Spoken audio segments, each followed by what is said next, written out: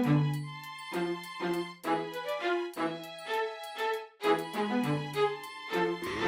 right, welcome to Mastering the Middle Game with me, Grandmaster Ben Finegold, as we party downstairs.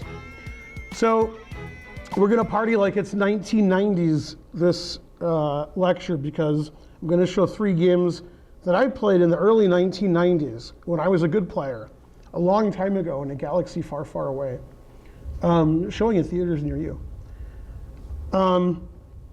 So the first game is my favorite because of a comment my opponent made several days later. I won the game, and it was round 1 of a tournament in Vikonsee. It was the B group. Back then, the B group wasn't as strong as it is now, so I was allowed to play. Anyway, I scored 50% in the tournament, and the tournament was 11 rounds. And after round 7 or so, I had like 50%, and my opponent was in clear first. He actually scored 8 out of his last 10 and won the tournament. And at some point, after round 7 or 8, he said, "Ben, after we played in the first round, I thought you were a good player." So the truth hurts, as we say. Okay, so I was white, and this is Mastering the Middle Game, so we'll sort of skip the opening, but it was like a King's Indian Benoni hybrid. And I get this position with the Benoni also because I play H3 against the Benoni. And of course, black doesn't have to play C5. These were the days when I played H3 against the King's Indian, which I no longer do. I think Conrad Holt is the main player who's playing white in this position now. Okay, so C5 is a move. And I've had this position many times, and I've also had this position many times after C takes D5. And I seem to do well. Okay, and he played knight FD7. Most of my opponents play rook E8 check, and then I play bishop E3. I've never faced knight FD7 before or since. And if you watch all of my lectures, I gave a lecture on chess the 21st century. And I showed a couple of games where in King's Indians, black was playing knight FD7 and then pushing all the pawns on the king's side. So, well, here black's not playing E5 since there's no E pawn.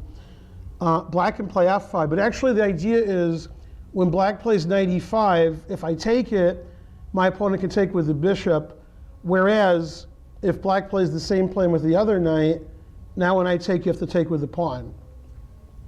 A small difference. Also, this opens the line for the bishop and opens the diagonal for the queen, which, well, both happen later.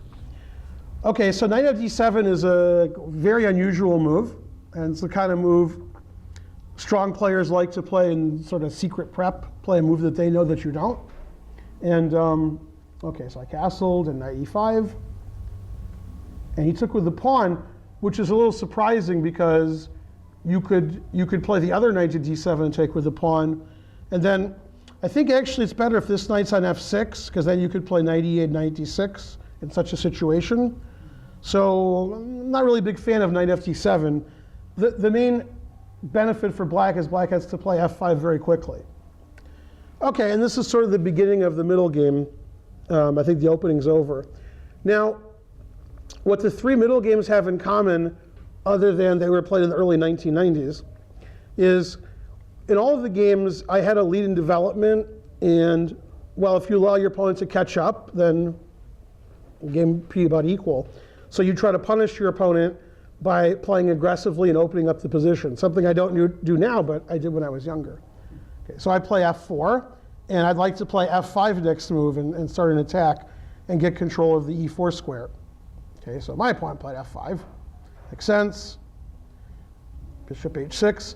And I like to tell my students, and in all of my lectures also, that you should attempt to move a different piece every move and not move the same piece all the time. So my opponent moved this knight 3 times and traded it off, then moved the bishop twice. And unfortunately, these pieces haven't moved because of that, and I've moved almost all of my pieces. Okay, the rook's attacked, queen D2 making a battery, and allowing my other rook to get into the game. Bishop D7 is an odd move, I think, because it seems to me black probably wants to get the knight to F6 and then get the bishop out. And I mean, the only square for the knight now is A6. That doesn't seem too good. So bishop d7, I think, is a mistake. Okay, bishop g5 attacking the queen, trying to get rid of black's only good piece, the bishop on e5. Maybe we can trade them, but queen b6, and rook e1. So bishop g5 forced black into a reckoning. Okay, and since Tombstone's one of my favorite movies, my opponent didn't have much chance. So after bishop g5, either my opponent's queen moves away from his king, or they trade the good bishop on e5. Either way is good. Knight a6. Okay, now I played a move that if somebody else had played it, I would say I would play this move when I was good. So I must have been good in 1991, but not now. Okay, and the one piece that's probably misplaced for white is the king on g1. It's on a dark square, which could be attacked by his bishop, on an open diagonal. And if I want to open up the king side, I'm going to push my king side pawns. So I played king h1. Okay, so I was a good player then. Now I would probably offer a draw. Okay, queen d6, rook e3, preparing to double rooks on the f or the e file, depending on how I feel. And, well, I didn't feel like doubling on the e file now because I'd lose my rook, so rook f3. And now a move I would be really afraid to play now, but it actually makes sense because my opponent's pieces over here aren't really participating in the game. My pieces are all participating in the game.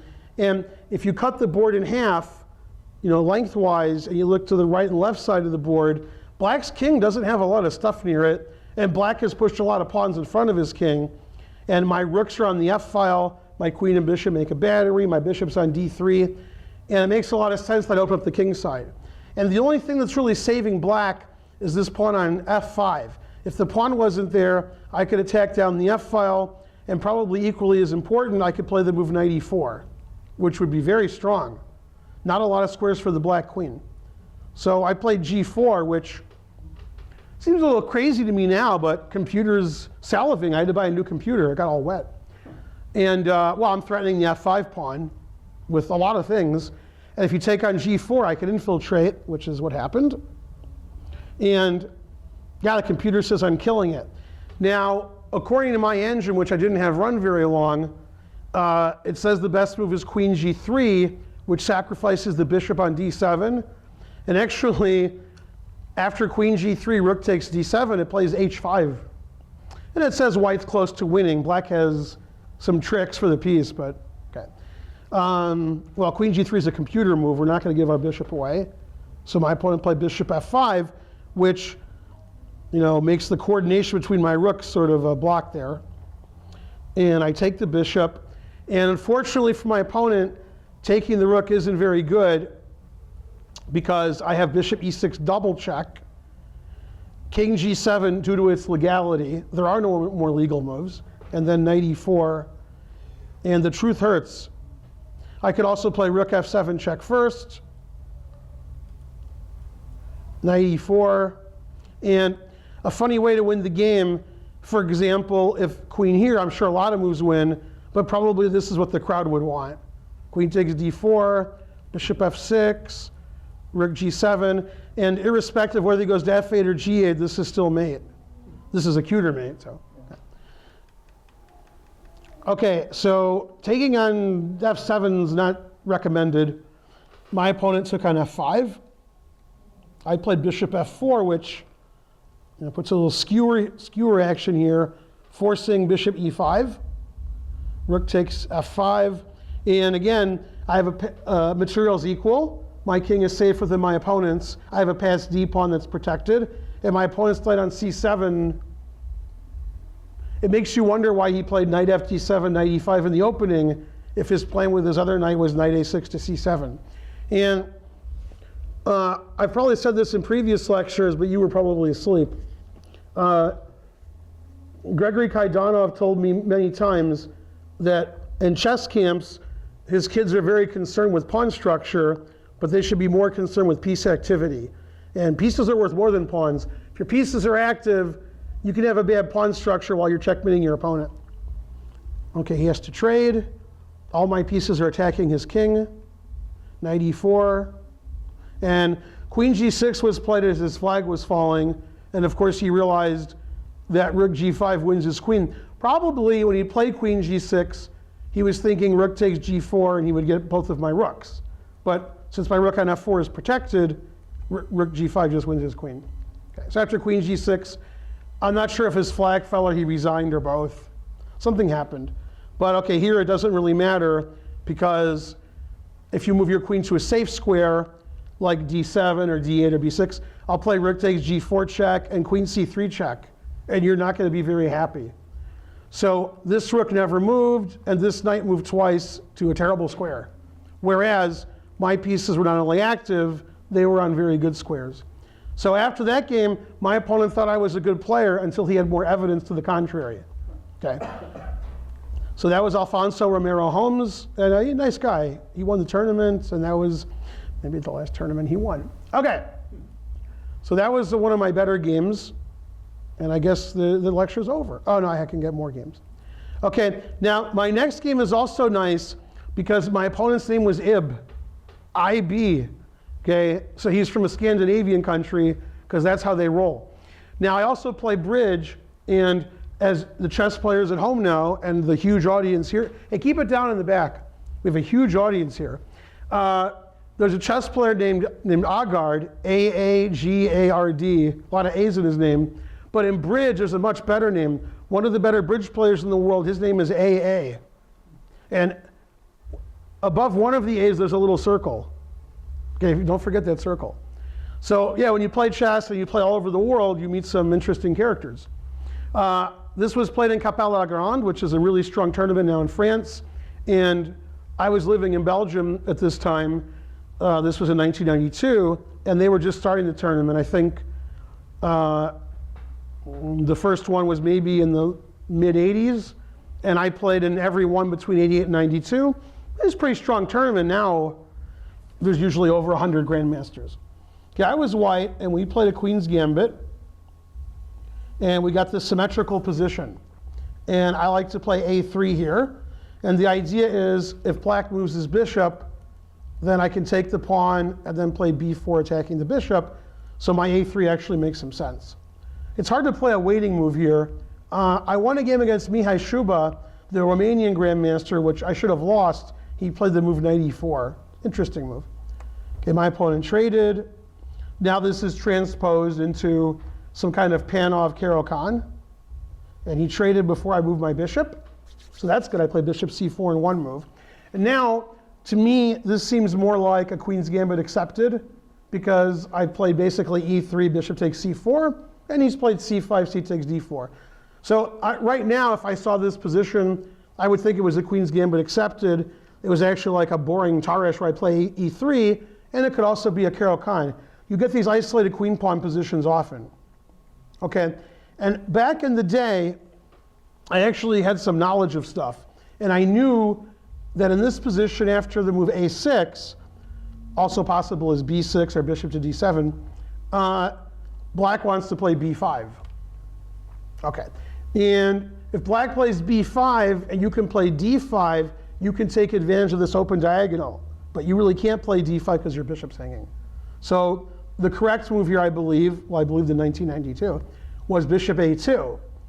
Now you can't attack my bishop by playing knight a5 or b5.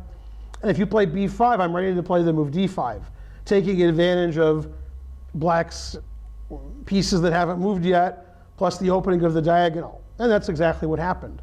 b5, d5.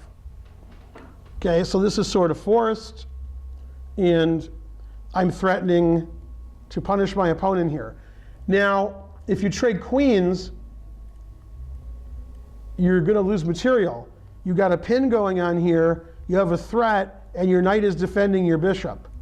So you're going to lose a piece, and that's actually the point of taking with the queen. If I don't take with the queen, I'm never winning a piece because his queen's defending the bishop. So if we trade queens, he's not defending the bishop.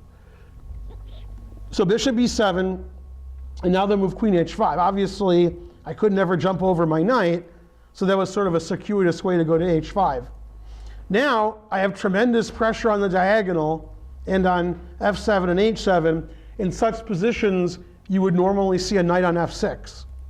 Then black would have no issues with his king side. since there's no knight on f6, I might as well try to get my pieces over there. And right now, my bishop's fantastic, my queen's well placed, I'm threatening to put something on g5, and my rook is on the open line. Meanwhile, his pieces are sort of passive. Queen d6, he wants to come over and defend. Bishop g5, he plays the move rook d8, which loses a pawn.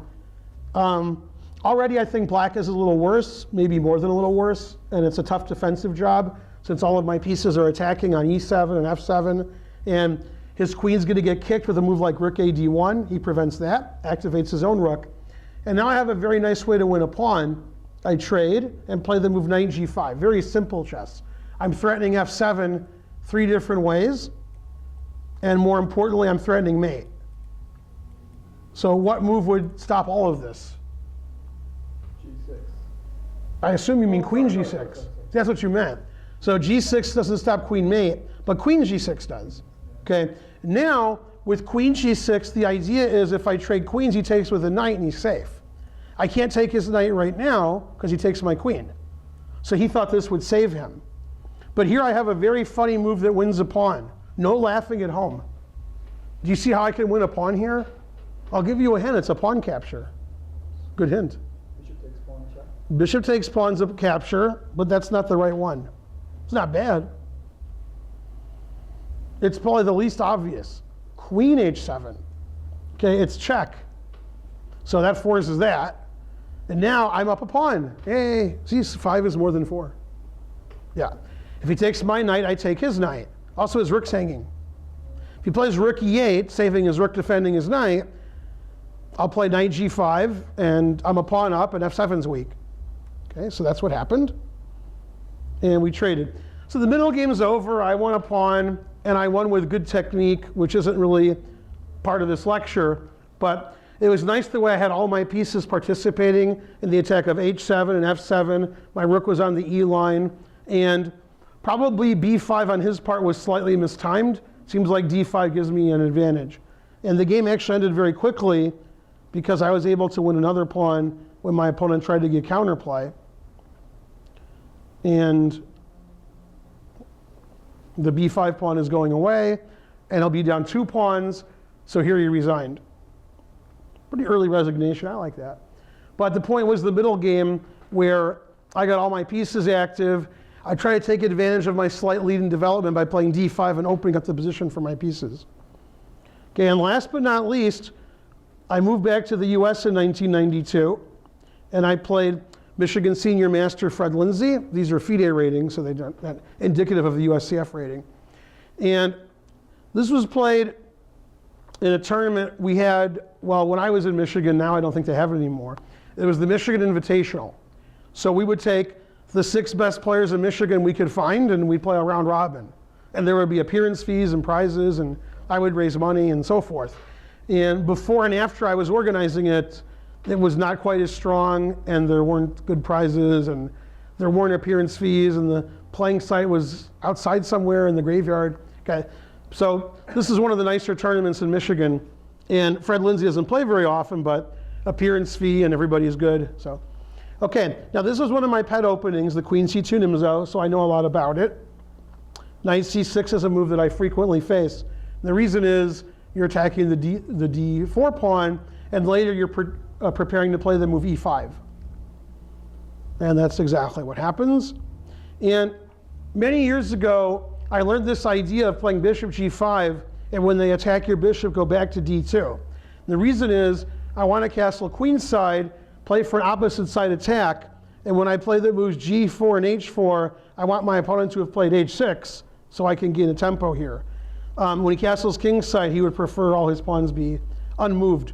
So I've played bishop G5, bishop D2 many times. Okay, and I've had this position before. My opponent played rook E8. Usually they play queen E7, so when I play long castle and they play E5, my rook and their queen aren't lined up. The queen gets off of the D8 square. So rook E8's a little unusual. I castled queenside. Now E5 is pretty dangerous because there's a pin on the D file. So queen E7, seems like black lost the tempo there. H3, I want to play G4. I used to play moves like g4 without playing h3, sack my g pawn and get the open g file. But this was 1994, not 1991. So it's getting older. Okay, so h3, e5, d5. And now a move that may be confusing to you, and probably the reason why my opponent played rook e8 before he played queen e7. He didn't want to play queen e7 because it's very natural to play knight e7 here. Now the knight moves aren't very natural. Okay? But you do want to play the move knight c5. Good square for the knight. So if your knight goes to d8, I'm not sure where it's going. So he went to b8, and it's typical for black to try to do something like this. And if he doesn't want to activate his knight, he could go to f8 and defend his king. Okay, so knight b8's not bad. But white has more space. White has the two bishops. White has a lead in development. So we have to punish. g4, knight h7. Once again, black moves a piece he already moved, doesn't want me to open the g file with g5. I don't blame him. Okay, again, I like developing my pieces. I don't want to play bishop g2 because I want to use the g file for my rook. So I just played e3. Maybe e4 looks more natural to you, but I want to use this diagonal, and in particular the e4 square. I like when my knight's on e4. That's often why I don't put a pawn on e4. So a piece can go there. h4, bishop e2, g5, and then of course the only move that keeps the king side closed for black. Keep it closed. Don't let me open up your king. Close up the king side. Close, you meant h5. Right, h5. Okay, and now the reason I played bishop e2 instead of the g2, now I attack the pawn and get a tempo. And not only do I want to play bishop takes h5, I want to play knight e4. And since I have a dark squared bishop and my opponent does not, I want to play f4 and open this up for my bishop. Okay, so g6 is forced, otherwise I take on h5. And then knight e4, knight h7, rook g1, knight c5 was played. And after the trade, I play the crazy move.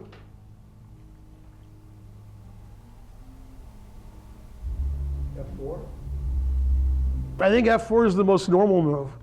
Yeah, my move is also normal, but my move is crazier. So they're both crazy, but f4 was the idea. But I had a very specific reason why I played rook to g1. I didn't do it to defend my g-pawn. I did it so I could push my g-pawn. He's like, you can't push your g-pawn. I didn't go to that party and have any alcohol. You can't trick me. Bishop takes h5? Yeah, see, I was younger then. Yeah. Now, if you don't take my bishop, I just won your h-pawn, and then I'll move my bishop away and play h5. So, okay. Now, he saw bishop h5, but he miscalculated. As you can see, this game, along with the other games, my opponent's not necessarily moving all their pieces. And the ones that they do move, they move them many times. That knight on h7, that's the knight that was on c6, and then b8, and then d7, and then f8, and then, yeah. So my pieces all move once or twice. I get them in attacking position, and my opponent, not so much. So there's only one variation to calculate. He takes, I play the obvious move. G6. Yeah, now it's tough. I'm sort of breaking through over there. And even if I don't win, like, oh no, I'm down a piece, that's okay. I got a queen, two rooks, and a bishop attacking his empty king. I don't mind being down a piece. And you can never find safe haven on h8 because I'll play f4, and then that's not good. And you're never going to find safe haven on f8 because there's no haven there. I got all kinds of tripling on the g file, Alekine's gun, Finegold's pistol. This was played in Detroit, so we have a lot of guns, so you better watch it.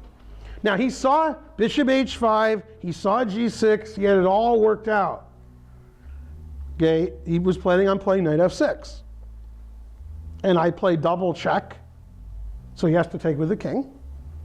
And I play queen g6, and he has one legal move. And he thought, okay, queen f7 doesn't work, queen g7 doesn't work, queen g8 doesn't work, queen h7 doesn't work. Great. Now it turns out, I remember when the game ended, and I turned on the computer that was probably worse than me. And I was wondering, what if I don't play the winning move, and it still thinks white's winning? If I just play like rook g5 and double rooks and just attack, f4, just play some normal attacking move which doesn't win by force, it really likes white. because my attack just goes on forever. And as is well known, many people have lectured and said the same thing, Yasser, Var, everybody, Alejandro. When you have opposite colored bishops, the attack usually works. Your opponent can't really defend. So even though if my attack didn't work here by force, which it does, I'm still probably winning anyway. So the judgment wasn't very good on his part. I played rook g1 specifically to sack on h5, and he let me do it, and I'm crashing through. And again, for the attack to be successful, it would be nice if you use all of your pieces. Okay, and so that's what I'm doing. And unfortunately for him, I have a move which ends the game immediately, which he didn't see. There's 3 kinds of moves you should see: captures, threats, and what's the third kind? Checks. If your opponent puts you in check and you're like, oh no, I didn't see that, then you're going to lose a lot of games. So what check did I play ending the game? Queen h6. Now my opponent has 2 legal moves, and they both allow mate in 1. He could play queen g7, and I play queen g7 mate. And he could not play queen g7, and I also play queen g7 mate. So if it was a postal game, I could write if any queen g7 mate. So if king f7, queen g7 mate, obviously rook g7 also wins. Or I could repeat queen g6. Okay. So here he obviously resigned. He didn't see queen h6. Not sure why. It's the only check that doesn't hang my queen. So, and luckily if I didn't have queen h6, f4, and rook g5 are very tough for black to defend for a long period of time. Maybe he could defend, but still threatening queen h6 after both of those moves, so I doubt it. So, and again, these pieces didn't do a good job of this game. They stayed right there. So if you want to be successful in the middle game, you want to use all your pieces, and you want to take advantage when you've moved all your pieces out and your opponent's moving around and around, getting just the right position, but being a little too slow. And here, my opponent's knight on f6, it's amazing how many moves that made. c6, b8, d7, f8, h7, f6. Too many moves. Okay, and while he's moving his knight 6 times, 1, 2, 3, 4, 5, 6, I got lucky. His rook and bishop didn't move at all. My pieces all moved once or twice, and I got a big attack on his king. My king was very safe. And when I castle opposite sides, which I've said in many lectures, I like when I'm attacking and they're not. I'll give a pawn away, I'll give a piece away. There's no attack on my king. That's how you win at chess. And people forget that. They forget that's how you win, is you checkmate your opponent. They're like, oh, I have the e4 square, and I have a bind, and I have an extra pawn, I have a passed pawn. You win by checkmating your opponent. And none of that stuff matters if you checkmate your opponent. So when I sacrifice a piece, if my opponent's pieces haven't moved yet, if I have an attack, if I don't see a defense for my opponent, that's what I'm going to do. Mate is mate.